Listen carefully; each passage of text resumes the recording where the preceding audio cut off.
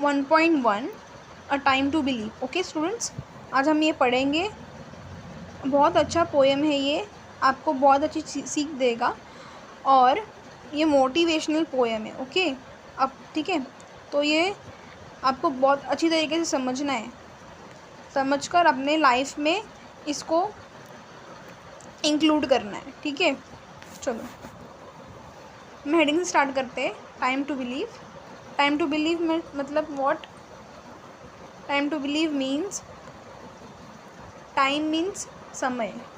ठीक है, अब ये चल रहा है अपने पास, ठीक है, वो समय। हाँ, टाइम मतलब अभी जो चल रहा है वो समय। टू बिलीव मीन्स भरोसा रखने का, समय पर भरोसा रखो। ओके, ये बोला, समझा? टाइम टू बिलीव, समय पर भरोसा रखो। हेडिंग समझ गया। आगे, time to believe is to know that every day is a new beginning, is to trust that miracles happen and dreams really come true. First line, to believe is to know that, कि believe रखो, भरोसा रखो। Every day मतलब हर दिन। New beginning मतलब नया शुरुआत। Beginning मतलब शुरुआत। ठीक है, दो लाइन का मतलब समझा। हर दिन पे भरोसा रखो। हर दिन एक नई शुरुआत करता है। ठीक है, अगर आप आज दुखी हो तो कल आप खुश भी हो सकते हो। अगर आज खुश हो तो कल दुख भी हो सकते हो। ठीक है, मतलब हर दिन, आपका हर एक दिन वो आपके लिए नई शुरुआत है। ठीक है, आप बिलीव करो, आप मानो, भरोसा रखो। ठीक है, समझा? पहले दो लाइन में मैंने अभी तक फर्स्ट टू लाइन्स एक्सप्लेन की है, बाकी की नहीं। तो मैं आपको पहले वर्ड का मीनिंग बताऊँगी। ठीक है, मैंने बता दिया पहले दो लाइन का मतलब कि हर एक जो दिन है, every day is a new beginning, हर एक दिन है वो एक नई शुरुआत लाता है अपने ज़िंदगी में। Is to trust that miracle happens and dream really come true. हम लोग को सिर्फ भरोसा रखने का है कि हमारे ज़िंदगी में कोई जादू होगा और हमारा सपना है, ड्रीम्स मीन्स व्हाट, सपना, वो रियली कम ट्रू मतलब वो हकीकत में एक दिन पूरा हो जाएगा। ट्रू मीन्स व्हाट, सही हो जाएगा। ठीक है, सच हो जाएगा। True means okay. तो बेसिकली फर्स्ट पैराग्राफ में हमने क्या पढ़ा? ओके, फर्स्ट पैराग्राफ में हमने पढ़ा कि हमें हर दिन पे भरोसा रखना चाहिए। हर दिन हमारे ज़िंदगी में एक नई शुरुआत देता है और हमें भरोसा रखना चाहिए कि जादुई चीज़ कभी भी हो सकती है, हर दिन एक जैसा नहीं होता। ठीक है, हमारा जो ड्रीम है वो कभी ना कभी रियली ट्रू होगा, सच में ट्रू होगा। ठीक है, ट्रू होगा मतलब सच में होगा, ड्रीम जो हमारा सच में पूरा होगा। ठीक है, समझ में आया?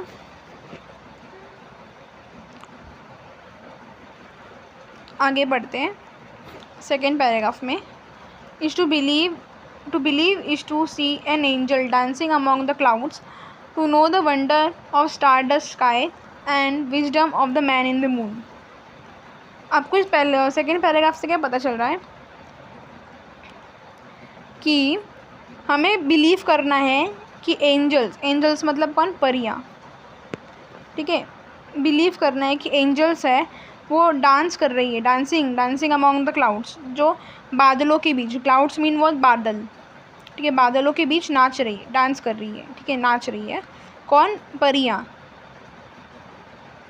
ठीक है, इसका भी लाइन का देने का मेन मोटिव क्या था ये पोएम में? कि आपको भरोसा रखना है कि इम्पॉसिबल चीज़ें भी पॉसिबल होती है, मतलब जो कभी नहीं हो सकता वो भी पॉसिबल हो सकता है। हमें सिर्फ क्या करना है? कोशिश करना है। ठीक है, कभी ऐसा सच में होगा क्या बादल में? कभी परियां डांस करेगी क्या? नहीं करेगी ना। तो हमें पर भरोसा रखना है कि इम्पॉसिबल चीज़ भी पॉसिबल होती है, हमें ट्राई करते रहना है, जिससे हमें क्या होगा? फ़ायदा होगा। ठीक है,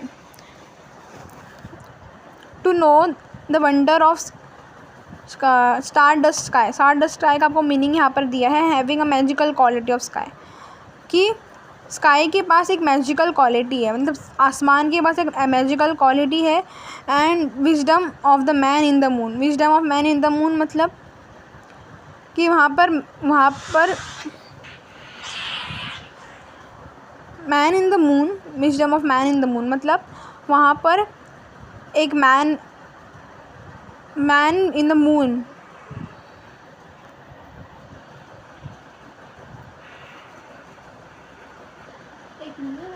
नहीं,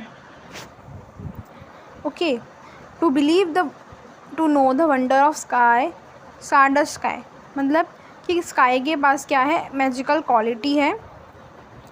और wisdom of man in the moon मतलब अभी जो अपना जो मैन है वो मून तक पहुंच चुका है, ठीक है, सब भरोसा रखने के कारण ही हुआ है, ठीक है। इमेजिनेशन करने से हम लोग को बिलीव करना है, इमेजिनेशन की पावर में भी, तो सोचते हैं उस पर बिलीव भी करना है, ठीक है। बेसिकली सेकेंड पैराग्राफ में यही सीखा है हमने, ठीक है। आगे third, sorry I am saying para, it's stanza, okay. Let's start with my third para. Sorry, third stanza. Okay. To believe is to know the value of nurturing heart, the innocence of child's eyes, and beauty of an aching hand for its growth. That teaching we learn to love. Third paragraph, third stanza क्या बोल रहा है, third stanza बता रहा है कि हमें believe करना चाहिए। नर्चरिंग हार्ट मतलब क्या, नर्चरिंग में यहाँ पे आपको मीनिंग दिया है, हाईलाइट कर रही हूँ, देखो यहाँ पे नर्चरिंग का मीनिंग दिया है, प्रोवाइडिंग नरिशमेंट और केयर एंड प्रोटेक्शन। इसे हम लोग कौन देते हैं, केयर प्रोटेक्शन कौन देता है, हम लोग को हमारे पेरेंट्स देते हैं, हमारे बुजुर्ग देते हैं, ठीक है, दादा दादा देते हैं, ठीक है। हम लोग को अपने वो लोग की बातों पर भी भरोसा रखना है। इनोसेंस आइज, चाइल्ड बच्चों के इनोसेंट आइज़ के ऊपर, और उसके बाद जो ग्रोइंग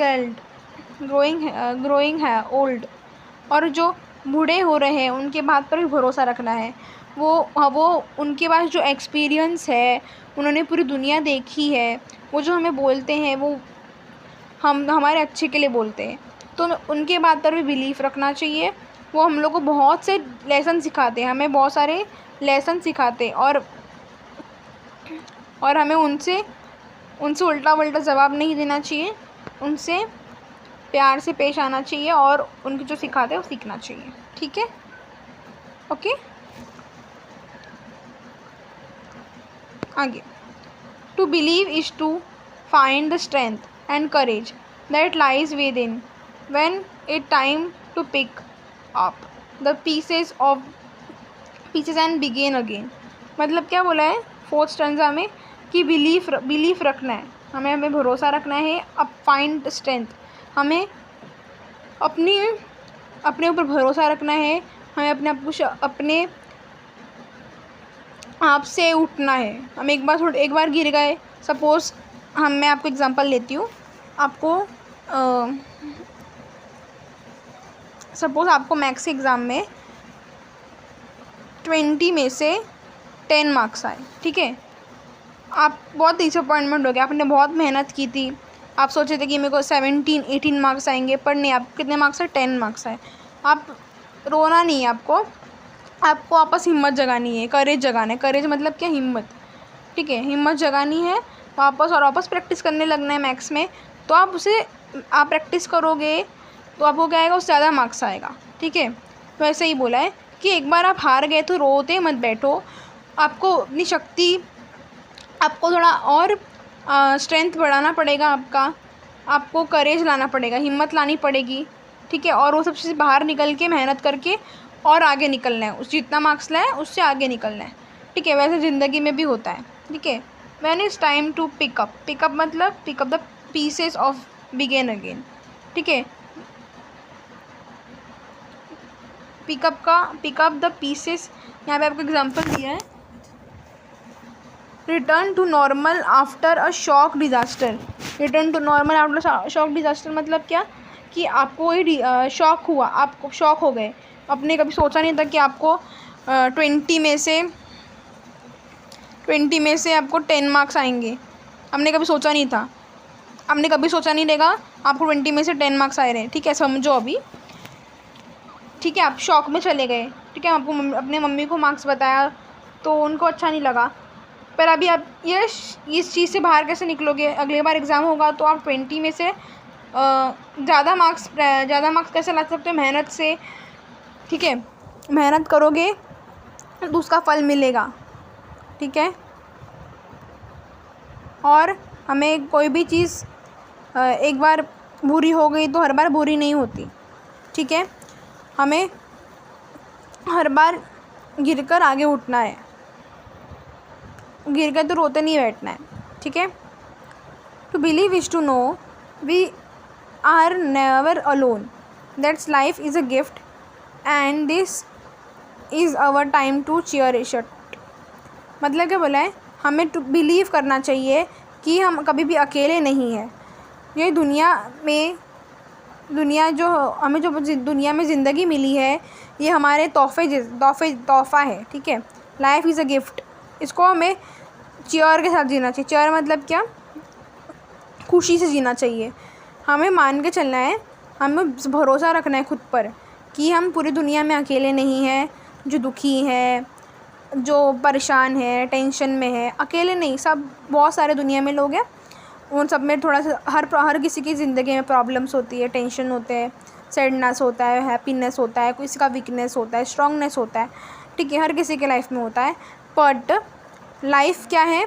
हमारे लिए एक तोहफ़ा है। ज़िंदगी, लाइफ मतलब ज़िंदगी, अपने जो ज़िंदगी हमें मिली है वो एक तोहफ़ा है हमारे लिए, ठीक है। हमें इस तोहफ़े को खुशी से जीना चाहिए, ना रोते हुए, ठीक है, समझा? Okay. To believe is to know that wonderful surprise are just waiting है टू हैपन। हमें बिलीफ रखना है, हमें मानना है कि वंडरफुल सरप्राइज़ मतलब क्या?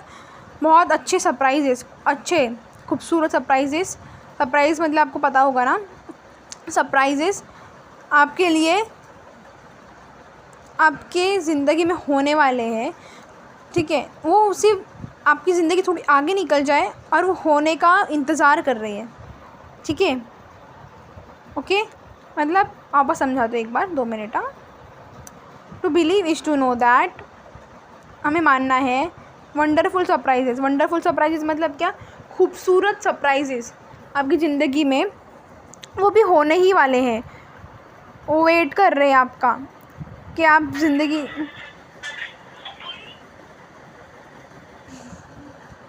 ठीक है, वेट कर रहे हैं होने का, ठीक है, वेटिंग टू हैपन।